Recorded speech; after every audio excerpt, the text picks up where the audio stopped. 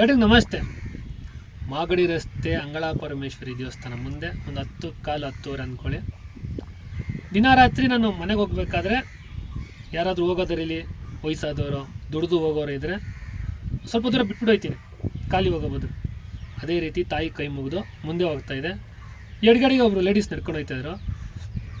Madam, ನಾನು Prasanna theatre ಕಡೆ ಹೋಗ್ತಾ ಇದ್ದೀನಿ, ಬರೋಂಗಿದ್ರೆ ಬನ್ನಿ, ಬಿಟ್ಬಿಟ್ಟು ಹೋಗ್ತೀನಿ ಅಷ್ಟು ದೂರ. ಅವ್ರಿಗೆ ನೋಡಿದ್ರು, ಕಾಸಲ್ಲೇನು ಕೊಡೋದು ಬೇಡ ಮೇಡಮ್ ಅತ್ತಿ ಅಂದರೆ ಖುಷಿಯಾಗಿ ಹತ್ತಿದ್ರು. ಆಮೇಲೆ ಏನು ಮಾತಾಡಲಿಲ್ಲ, ಡೌನ್ ಬಂತು.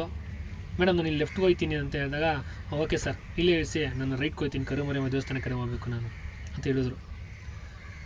ಆಮೇಲೆ ಕುಂಕುಮ ಕೊಟ್ಟರು, ಕುಂಕುಮ ತೊಗೊಂಡೆ. ಪ್ರಸಾದ ಕೊಟ್ಟರು, ಪ್ರಸಾದ ತೊಗೊಳ್ಳಿ ಸರ್, ಪ್ರಸಾದ ತೊಗೊಂಡೆ. ಆಮೇಲೆ ಹೂವು ಸರ್, ಹೂವು ಗಾಡಿಗೆ ಹಾಕ್ಲ ಅಂದರು. ಅವ್ರಾಗವ್ರೆ ನನಗೆ ಶಾಕ್ ಆಯಿತು. ಹಾಕಿ ಮೇಡಮ್, ಹೂವು ಕುಂಕುಮ ಕೊಟ್ಟರು. ನಾನು ಸುಮ್ಮನೆ ಏನು ಮಾತಾಡಲಿಲ್ಲ, ಮೇಡಮ್ ಅಂದ ಅಷ್ಟೇ. ಹಿಂಗೆ ನೋಡ್ತಾ ಅವರು ಎಲ್ಲ ಹೇಳಿದ್ರು, ಏನಪ್ಪ ಅಂದರೆ ಪ್ರತಿ ವರ್ಷ ಇಲ್ಲಿ ಬೆಂಗಳೂರಲ್ಲಿರೋ ಮೊಮ್ಮಗಳನ್ನ ನೋಡೋಕ್ಕೆ ಊರಿಂದ ಬರ್ತಾರೆ, ತಮಿಳ್ನಾಡಿಂದ ಅವರು ಪ್ರತಿ ವರ್ಷ. ಆದರೆ ಹೋದ ವರ್ಷ ಅಂದ್ಕೊಂಡಿದ್ರಂತೆ ನಾನು ಈ ಸಲ ಕಾರಲ್ಲಿ ಬರಬೇಕು, ಏನು ಬಿಸ್ನೆಸ್ ಮಾಡ್ತಾಯಿದ್ರಂತೆ, ಅದರಲ್ಲಿ ಅಚೀವ್ ಮಾಡಿಬಿಟ್ಟು ಕಾರಲ್ಲಿ ಬರಬೇಕು ಅಂತ ಅಂದ್ಕೊಂಡಿದ್ರಂತೆ. ಆದರೆ ಈ ವರ್ಷ ಬಸ್ ಚಾರ್ಜ್ ಬರೋಕ್ಕೂ ದುಡ್ಡು ಇರಲಿಲ್ಲವಂತೆ. ಅದೇ ಅಂಗಳ ಪರಮೇಶ್ವರಿ ದೇವಸ್ಥಾನ ಪ್ರತಿ ಸಲ ಬಂದಾಗ ಅಲ್ಲಿ ಹೋಗೋದ್ಬಿಟ್ಟು ಬರೋದಂತೆ ಮನೆಗೆ. ಬಸ್ ಸ್ಟ್ಯಾಂಡ್ ಬಂದ್ಬಿಟ್ಟು ಅಲ್ಲಿಂದ ಆಟೋದಲ್ಲಿ ಅಥವಾ ಅವ್ರ ಬಸ್ಸಲ್ಲಿ ಬಂದು ಅಂಗಳ ಪರಮೇಶ್ವರಿ ದರ್ಶನ ಮಾಡ್ಕೊಂಡು ಆಮೇಲೆ ಮನೆಗೆ ಹೋಗೋದಂತೆ ಅವರು. ಈ ಸತಿ ದೇವರ ಹತ್ರ ಕೇಳ್ಕೊತಾ ಇದ್ದಾರಂತೆ, ಏನಮ್ಮ ತಾಯಿ, ನಾನೇನು ಅಂದ್ಕೊಂಡಿದ್ದೆ ಅದೇ ಈ ವರ್ಷ ಬಸ್ ಚಾರ್ಜ್ಗೂ ದುಡ್ಡಿಲ್ಲ, ಆ ಥರ ಪರಿಸ್ಥಿತಿ ತಂದ್ಬಿಟ್ಟಲ್ಲ ನನಗೆ. ಈ ಪರಿಸ್ಥಿತಿ ನನ್ನ ಮೊಮ್ಮಗಳನ್ನ ನೋಡೋಕೆ ಬರಬೇಕಾಗಿತ್ತಾ ಅಂತ. ಯಾಕಂದರೆ ವರ್ಷ ಹಣ್ಣು ಹಂಪಲು ಆಟೋ ಸಾಮಾನು ತೊಗೊಂಡವ್ರಂತೆ. ಬಟ್ ಈ ವರ್ಷ ಏನಿಲ್ಲ.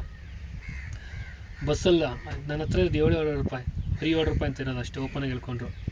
ಈ ಸತಿ ಬಸ್ಸಲ್ಲೆಲ್ಲ ಆಟೋದಲ್ಲೆಲ್ಲ ಒಂದೇ ಒಂದು ಗಾಡೀಲಿ ಹೋಗೋಕ್ಕೂ ನನ್ನ ಕಾಸು ಇದ್ದಂಗೆ ಮಾಡಿಬಿಟ್ಟಲ್ಲಮ್ಮ ಅಂದ್ಕೊಂಡು ಬೇಜಾರಲ್ಲಿ ಬರ್ತಾಯಿದ್ರಂತೆ. ಅವ್ರ ಮನಸ್ಸಲ್ಲಿ ಕೊನೆ ಮಾತು ಇದ್ದಿದ್ದು ದೇವ್ರ ಮುಂದೆ, ನಾನು ಒಂದು ಆಟೋದಲ್ಲಿ ಹೋಗೋದಕ್ಕೂ ನನ್ನ ಹತ್ರ ದುಡ್ಡು ಇದ್ದಂಗೆ ಆಗೋಯ್ತಲ್ಲ ಅಂತ.